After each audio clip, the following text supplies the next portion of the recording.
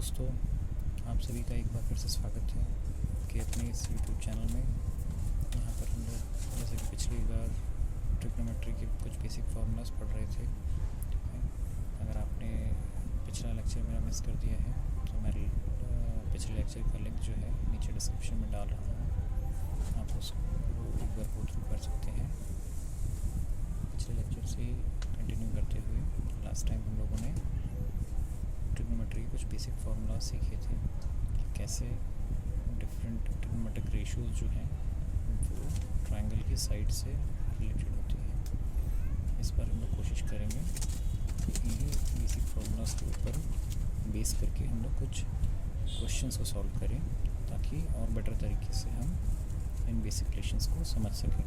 Okay, सो आगे बढ़ने से पहले एक बार थोड़ा सा रिकैप कर लेते हैं जो पिछली बार हम लोगों ने पढ़ा था उसके बारे में। तो कोई मैं एक ट्रायंगल, राइट एंगल ट्रायंगल ले लूँ इस टाइप से, ए बी सी। लेट से इसका ये वाला एंगल मुझे नोन है या ये मेरा कंसर्न है। ओके, और ये मेरा समकोण है, राइट एंगल। ओके, तो जैसा कि मैंने पिछली बार बताया था, जिस साइड पर ये दोनों एंगल बन रहे होंगे वो वाला साइड मेरा बेस हो जाता है, आधार हो जाता है। लेट से इसको बी बोलते हैं।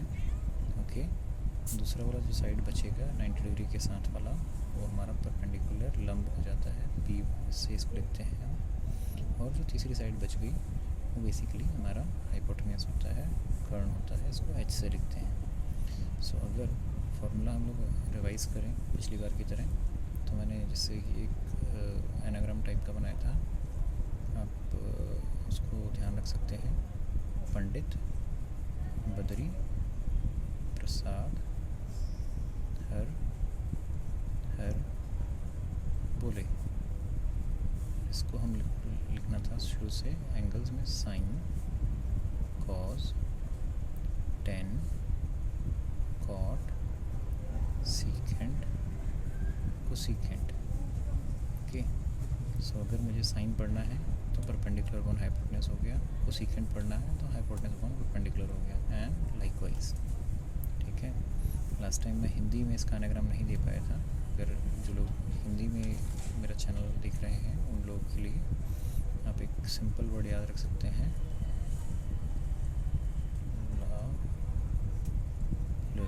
ल लाल बटे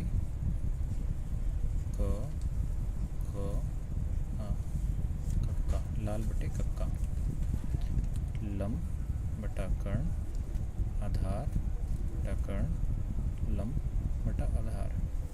और फिर से वही चीज़, sine, cos, tan, cot, secant, cosecant. So अगर साइन मुझे पढ़ना है हिंदी में, लंब बटा कर्ण, कॉस अगर पढ़ना है आधार बटा कर्ण, टेन अगर पढ़ना है लंब बटा आधार, अगर कॉट पढ़ना है उल्टा आधार बटा लंब, सीकेंट पढ़ना है तो कर्ण बटा आधार, कोसीकेंट पढ़ना है तो कर्ण बटा। इसको हिंदी में भी लाल बटा कक्का करके याद कर सकते हैं। ठीक है, तो अभी इसके ऊपर बेस करके हम लोग चलिए एक क्वेश्चन सॉल्व करने की कोशिश करते हैं, देखते हैं कि ये कैसे किया जा सकता है। तो मान लेते हैं कि हमको किसी ट्रायंगल में ये एंगल थीटा है और हमको इस एंगल से रिलेटिव साइन थीटा का वैल्यू लेट से 3/5 दिया हुआ है। अब हमको इसका यूज़ करते हुए बाकी के सभी रिलेशंस निकालने हैं।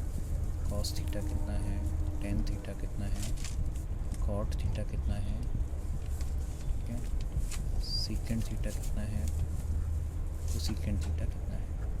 ठीक है, इस टाइप से। तो ये क्वेश्चन बहुत ही सिंपल है, मेथडोलॉजी बहुत सिंपल है। आप लोग एक बार समझेंगे, मुझे उम्मीद है कि आपको ध्यान रह जाएगा कि ये कैसे सॉल्व आउट होता है। सो अगर हम साइन थीटा हमें दिया हुआ है और हम अपने एनाग्राम में चलें तो हमको ये ध्यान आएगा कि साइन जो था वो होता है परपेंडिकुलर अपॉन हाइपोटेन्यूज, यानी लंब बटा कर्ण। तो अगर मैं साइन थीटा है ये हमको 3/5 दिया हुआ है, तो इसके पैरेलल हम फार्मूला लिखते हैं परपेंडिकुलर अपॉन हाइपोटेन्यूज। सो इसको अगर कंपेयर करें 1 to 1 तो हमको ये दिखता है कि जो P है वो 3 आएगा और जो H है वो मेरा 5 आएगा। सो इसका मतलब निकला P जो है वो 3, H जो है वो मेरा 5 है। अभी इस ट्राइंगल में अगर देखें तो P हमें पता है, H हमें पता है, B हमें निकालना है। तो अगर आप लोगों ने ऑलरेडी राइट ट्राइंगल की प्रॉपर्टीज़ पढ़ी हुई होंगी या इस क्लास में पढ़ने वाले होंगे तो आप लोगों को ध्यान आएगा कि राइट ट्राइंगल की एक प्रॉपर्टी होती है कि परपेंडिकुलर का स्क्वायर जमा बेस का square is equal to hypotenuse का स्क्वायर होता है। ओके, यहाँ पर हमें P का वैल्यू पता है तो ये वैल्यू यहाँ हम डाल देते हैं 3 का स्क्वायर प्लस B का स्क्वायर। B हमें नहीं पता है, H का वैल्यू हमें पता है, H का वैल्यू यहाँ डाल देते हैं 5 का स्क्वायर। 3 का स्क्वायर 9 होता है प्लस B स्क्वायर, 5 का स्क्वायर 25 होता है। यहाँ से 9 को इधर ले चलते हैं क्योंकि हमको B निकालना है तो B को यहीं छोड़ देते हैं। सो B स्क्वायर इज़ 25, ये प्लस का 9 था, इधर आकर के माइनस का 9 हो गया, सो बिकम्स 16। सो अगर B निकालना है तो स्क्वायर दूसरी साइड जा कर के अंडर रूट हो जाएगा, अंडर रूट 16 यानी कि 4। सो इस ट्राइंगल के अंदर अगर आप देखें तो P मुझे पता है, P का वैल्यू मेरा 3 आ गया, H का वैल्यू मेरा 5 आ गया, B का वैल्यू मेरा 4 आ गया। ओके, अब मेरे को ट्राइंगल की तीनों साइड्स का रिलेटिव प्रोपोर्शन पता लग गया है। अब मुझे सिंपली ये करना है कि बाकी वैल्यूज़ निकालनी है। फॉर एग्ज़ाम्पल अगर मुझे कॉस थीटा निकालना है तो कॉस थीटा अगर यहाँ से मैं पढ़ता हूँ तो बेस अपॉन हाइपोटेन्यूज होता है। यहाँ पढ़ते हैं अगर हिंदी में आधार बटा कर्ण होता है। So base upon hypotenuse. So B का वैल्यू 4 है, हाइपोटेन्यूज का वैल्यू 5 है। सो B का वैल्यू 4 है, हाइपोटेन्यूज का वैल्यू 5 है। सो मेरा कॉस थीटा जो है वो बन गया 4/5। नेक्स्ट अगर हम रिलेशनशिप निकालते हैं तो हमको बोला गया है टेंजेंट थीटा निकालने के लिए। टेंजेंट थीटा अगर इसमें पढ़ते हैं तो परपेंडिकुलर अपॉन बेस, लंब बटा आधार, P/H। P हमारा है 3, H हमारा है P/B, sorry perpendicular upon base. Perpendicular हमारा है 3, बेस हमारा है 4। सो टेंजेंट थीटा P/B से 3/4 आ गया।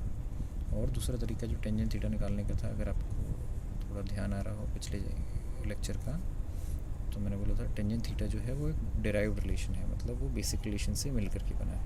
तो टेंजेंट थीटा का दूसरा जो अल्टरनेट फार्मूला था वो ये था कि हमको साइन थीटा को कॉस थीटा से डिवाइड करना है। Sine by cos is equal to 10 होता था।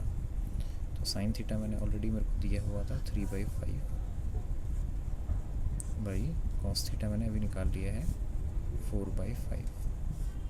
सो नीचे वाले 5 से नीचे वाला 5 कैंसिल हुआ, यहाँ से भी आंसर आया 3/4। सो मैं टेन थीटा ऐसे भी निकाल सकता हूँ, मैं टेन थीटा ऐसे भी निकाल सकता हूँ। सिमिलरली अगर कॉट थीटा की बात करते हैं तो कॉट थीटा अगर यहाँ से पढ़ते हैं तो बेस अपॉन परपेंडिकुलर हो गया, base upon perpendicular. So base है मेरा यहाँ पर 4, परपेंडिकुलर है मेरा 3। सो आंसर आ गया 4/3। कॉट थीटा का दूसरा फार्मूला जो था वो 1/10 थीटा था। सो 10 थीटा का उल्टा करना है, यहाँ 3/4 10 थीटा है तो इसका उल्टा इज़ 4/3। उसके बाद अगर आप देखें नेक्स्ट जो रिलेशनशिप बचता है that is secant theta. Secant theta का फार्मूला अगर यहाँ से पढ़ते हैं तो H/B, कर्ण बटा आधार। सो H का वैल्यू मेरा 5 है इस क्वेश्चन में, B का वैल्यू मैंने 4 निकाला है। सो 5/4 is my secant theta. Secant theta का दूसरा तरीका था निकालने का, this is opposite of cos theta. Now cos theta is 4/5, so 4/5 का उल्टा करेंगे, this is 5/4. उसके बाद next relation is cosecant theta. cosecant theta का फॉर्मूला अगर यहाँ पढ़ते हैं तो this is h/p. h इस केस में है 5 और p इस केस में है 3. दूसरे तरीके से अगर निकालने की बात करें, cosecant theta is opposite of sin theta. तो sin theta का वैल्यू मेरे पास था 3/5, so इसका ऑपोजिट कर देंगे, it becomes 5/3. सो चाहे मैं ये सब रिलेशनशिप इस फॉर्मूले से निकालूँ, चाहे मैं इन फॉर्मूला से निकालूँ, मेरा आंसर दोनों तरफ से सेम ही आता है. So with this I hope कि आप लोगों को समझ में आया होगा कि कैसे अगर आपको एक ज्योमेट्रिक रेशियो दी हुई है एक ट्रायंगल के अंदर, तो हम बाकी के सभी ज्योमेट्रिक रेशियोज़ जो हैं उस ट्रायंगल के लिए निकाल सकते हैं. ठीक है, तो दोस्तों इसी सीरीज़ में आगे चलते हैं और कुछ और क्वेश्चन करने की कोशिश करते हैं. ओके, जैसा कि मैं देख पा रहा हूँ एनसीईआरटी के अंदर एक इंटरेस्टिंग क्वेश्चन दिया हुआ है. ओके, इसमें एक फिगर दिया हुआ है,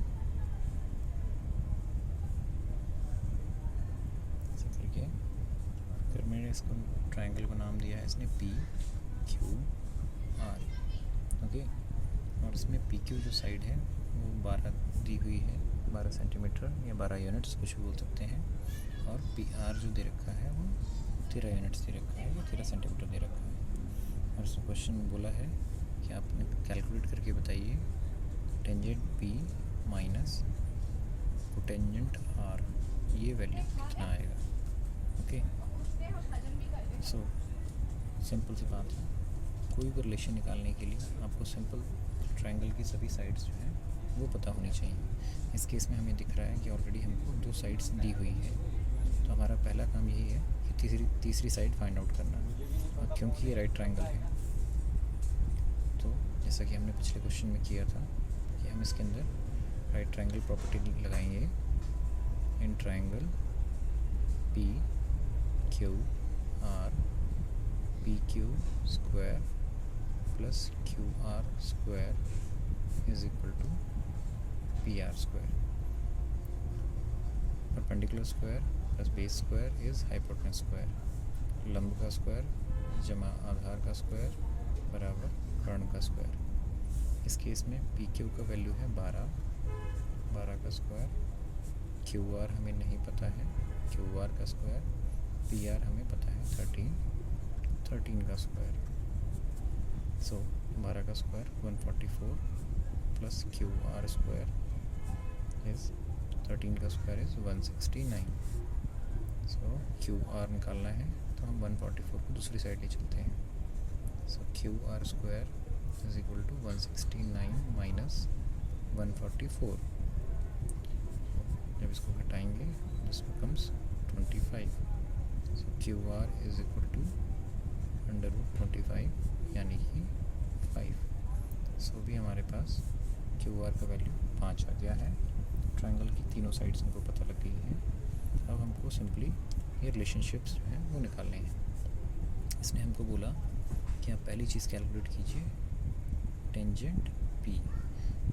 इसका मतलब जब इसने टेंजेंट P बोला मतलब हमारा जो बेस एंगल हो गया वो P हो गया. सो अगर मेरा P बेस एंगल है तो ये मेरा बेस एंगल हुआ. अगर ये बेस है तो ये वाला जो साइड है जिस पे ये एंगल बन रहा है ये हमारा बेस हो जाता है. ओके, सो अगर ये बेस है तो ऑफ कोर्स QR जो है ये परपेंडिकुलर हो जाएगा और हाइपोटेन्यूज तो ऑफ कोर्स ये रहेगा ही रहेगा. सो पहली बार टेंजेंट P अगर हमें लिखना है तो पहले हम लोग अपना एनाग्राम लिख लेते हैं साइड में. पंडित बद्री प्रसाद हर हर बोले. और अगर हिंदी में लिखेंगे ला ल बटे का. ओके, सो साइन कॉस 10 हमको 10 निकालना है तो मतलब फॉलो करना है परपेंडिकुलर अपॉन बेस, लंब बटा आधार. Okay, so perpendicular upon base. अगर क्योंकि हम पी एंगल ले रहे थे, तो पी के लिए मेरा base is P Q. So base जो है वो मेरा पी क्यू हो गया, और अगर पी क्यू मेरा बेस हो गया तो ऑफ कोर्स क्यू आर जो है वो मेरा परपेंडिकुलर हो जाएगा। ठीक है, अगर ये मेरा आधार है तो दूसरी साइड मेरा लंब हो जाएगी। ओके, अभी इनका वैल्यू डायरेक्टली यहाँ डालते हैं। क्यू आर का वैल्यू है 5, पी क्यू का वैल्यू है 12। सो 10p हमने कैलकुलेट कर लिया 5/12। चीज़ें बहुत आसान है, सिंपली आपको लिंक करना है कौन से एंगल की हम बात कर रहे हैं। दोबारा से समझते हैं। उसने बोला हमें टेंजेंट p, मतलब p जो है वो हमारा एंगल इन कंसर्न है, इसके बारे में हम बात कर रहे हैं। अगर p हमारा एंगल है तो जिस साइड पे ये एंगल बन रहा है, ये वाली साइड, ये साइड हमारी आधार हो जाती है, दैट इज़ बेस हो जाता है। ओके, सो बेस जो है वो पी क्यू हो गया, बी इज़ पी क्यू, और क्योंकि पी क्यू बेस है तो उसके साथ वाली जो साइड होगी वो हमारा लंब होगी, यानी कि परपेंडिकुलर होगी। So perpendicular is Q R. Okay, Q R का वैल्यू हमने निकाला 5, पी क्यू का वैल्यू ऑलरेडी हमको दिया हुआ है 12। सो टेंजेंट पी हो गया हमारा 5/12। अब बात करते हैं दूसरे रिलेशन की। दूसरा रिलेशनशिप हमको बोला गया है कोटेंजेंट आर। ओके, सो इस केस में मेरा एंगल जो है वो आर बोला गया है। सो आर मेरा यहाँ बन रहा है। अगर आर इधर बन रहा है, ये मेरा बेस एंगल है, तो इसके साथ वाली जो साइड है वो मेरा बेस हो जाती है या आधार हो जाती है। ओके, ना कोटेंजेंट आर के लिए पहले कॉट का हम फार्मूला पढ़ेंगे। कॉट का formula is opposite of tan, sine cos tan, tan का opposite is cot. So base upon perpendicular आ जाएगा। ओके, अब यहाँ पर बेस, ये वाला बेस नहीं होगा, ध्यान रखने की बात है। यहाँ पर जो बेस लिया था वो पी के रिस्पेक्ट में लिया था। अभी जो हम बात कर रहे हैं वहाँ पे एंगल चेंज कर दिया गया है, बेस एंगल हमारा आर हो गया है। सो आर अगर यहाँ है, ये एंगल है, तो मेरा बेस ये हो जाएगा। So base is my Q R.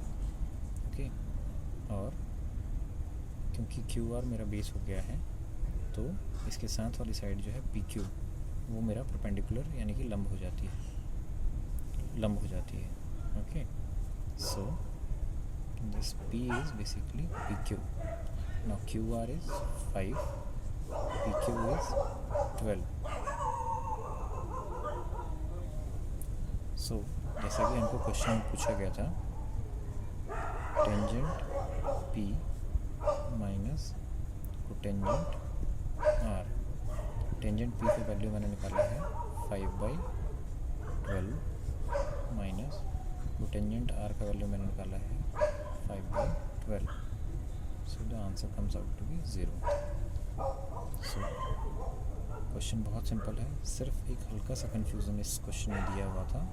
वो था कि दो अलग अलग रिलेशनशिप निकालने के लिए दो अलग अलग एंगल जो है, बेस एंगल्स उन्होंने स्पेसिफाई किए थे। एक में इन्होंने टेंजेंट निकालने के लिए P बोला था, तो P हमारा बेस एंगल हो गया था। एक केस में कोटेंजेंट निकालने के लिए R हमारा बेस एंगल रख दिया था इन्होंने। सो इसमें कन्फ्यूज़न बिल्कुल नहीं करना है, सिर्फ यही ध्यान रखना है कि जो भी एंगल के बारे में बात किया जा रहा है, जिस भी साइड पे वो बनेगा, अगर टेंजेंट P की बात कर रहे थे तो P हमारा बेस एंगल था, तो P के साथ वाला साइड जो है वो हमारा बेस रहेगी। इस केस में कॉट R बोला गया था, तो R हमारा बेस एंगल हो गया। अगर R हमारा बेस एंगल है तो उसके साथ वाली साइड जो है वो बेस हो जाती है। ओके, तो सिर्फ इतना सा ही इसके अंदर कन्फ्यूज़न है, बाकी क्वेश्चन बहुत स्ट्रेट फॉरवर्ड था। होपफुली आप लोगों को समझ में आया होगा और आप इस टाइप के क्वेश्चंस जो हैं आगे आसानी से कर पाएंगे। तो दोस्तों, इसी सीरीज़ में आगे बढ़ते हुए एक क्वेश्चन और अटेम्प्ट करते हैं। ओके, तो ये क्वेश्चन आपके एनसीईआरटी में दिया हुआ है। क्वेश्चन कहता है कि एक राइट ट्रायंगल है ABC। Okay, this is right angle at angle B। Okay, इसमें 90 डिग्री का जो कोण है वो बेसिकली B वाला है। इसके बाद इसने हमको बोला है कि एक रिलेशन इसने हमको दिया है 10A is 1/√3।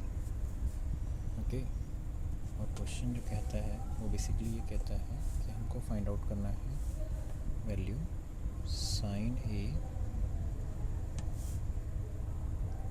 cos C plus cos A sine C का। ओके, सो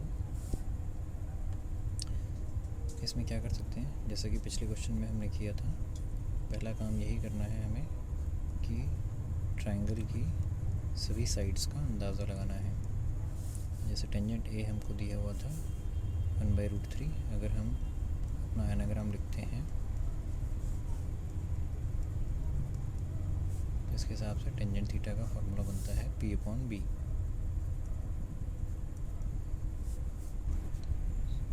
सो जब हम कंपेयर करते हैं तो हमको ये पता लगता है कि P जो है वो 1 है, B जो है हमारा √3 है।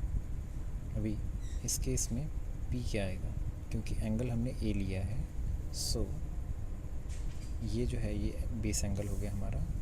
अगर ये बेस एंगल है सो दिस साइड AB ये हमारा बेस हो जाएगा, और साइड BC ये हमारा परपेंडिकुलर हो जाएगा। सो परपेंडिकुलर इसने बोला 1, सो ये हमारा 1 हो जाएगा, और बेस इसने बोला √3, सो ये वाला साइड जो है वो √3 है। ओके, सो राइट ट्रायंगल का अगर प्रॉपर्टी लगाते हैं, राइट ट्रायंगल का प्रॉपर्टी बोलता है AB का स्क्वायर प्लस BC का square is equal to AC का स्क्वायर। बेस का स्क्वायर प्लस परपेंडिकुलर का स्क्वायर इज हाइपोटेनस का square. AB square plus BC square is AC square. Now AB का वैल्यू इज √3, सो √3 का square plus BC is 1 का square is equal to AC का square. Okay, now √3 का square is 3 plus 1 का square is 1 is equal to AC का square. 3 plus 1 is 4 is equal to AC का square. दोनों side root लिया तो 2 is equal to AC, और AC is equal to 2, ये आ गया। So basically this side becomes my 2। अभी जो चीज़ इसने बोली है हमको साइड ट्रायंगल की तीनों साइड्स पता लग गई हैं। अब जो रिलेशन इसने बोले हैं वो कैलकुलेट करने की कोशिश करते हैं। इसने सबसे पहला रिलेशन बोला साइन A।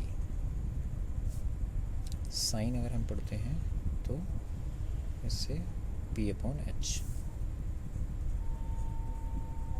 ओके, अगर हिंदी में पढ़ते हैं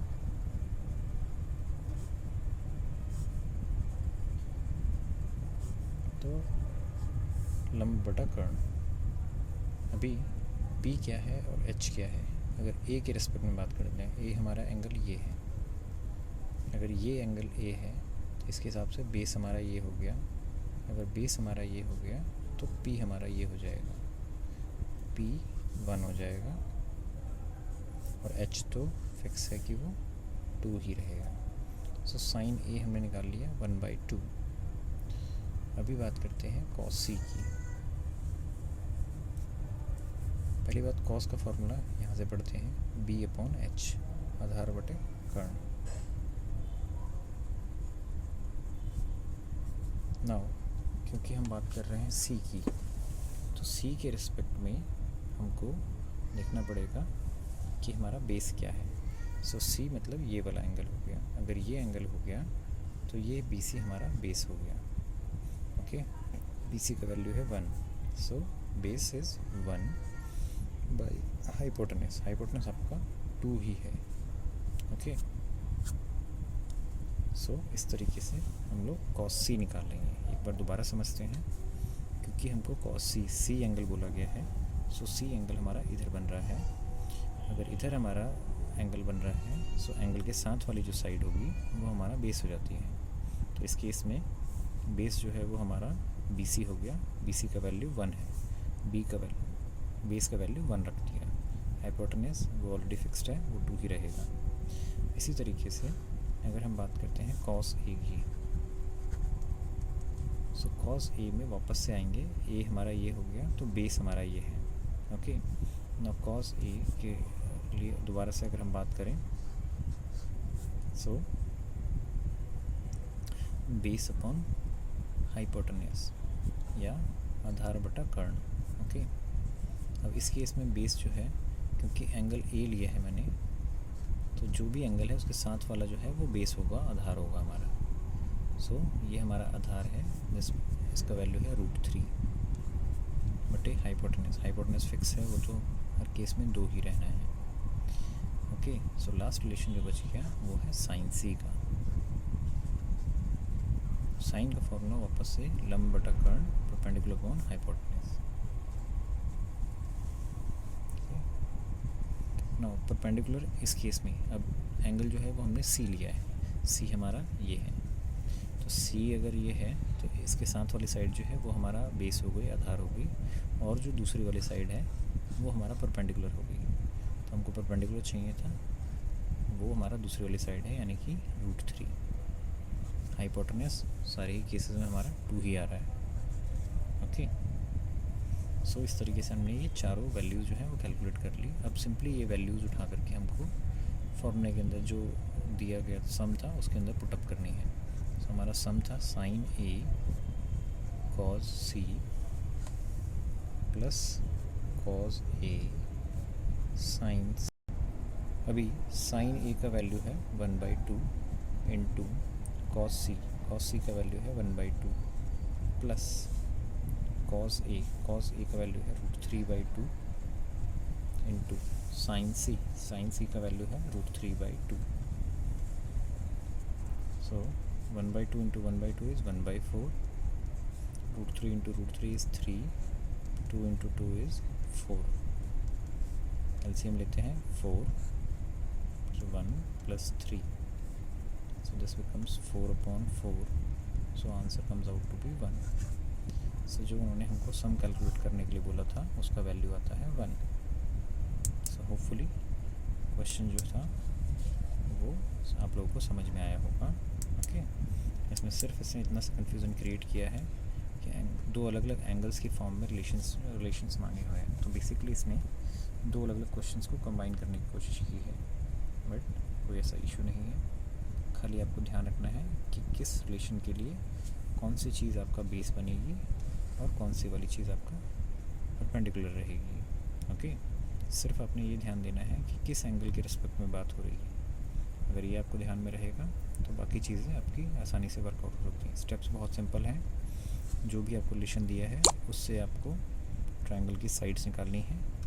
ट्रायंगल की साइड्स तीनों जब आ जाएंगी फिर उसके बाद सिंपली एंगल के रिस्पेक्ट में आपको फार्मूला लगाते चलना है और देखेंगे आप अपने आप ही क्वेश्चन जो है सॉल्व हो जाएगा। सो होपफुली इसके साथ हमारे पहले एक्सरसाइज के क्वेश्चन जो हैं सभी इस तरीके से सॉल्व किए जा सकते हैं।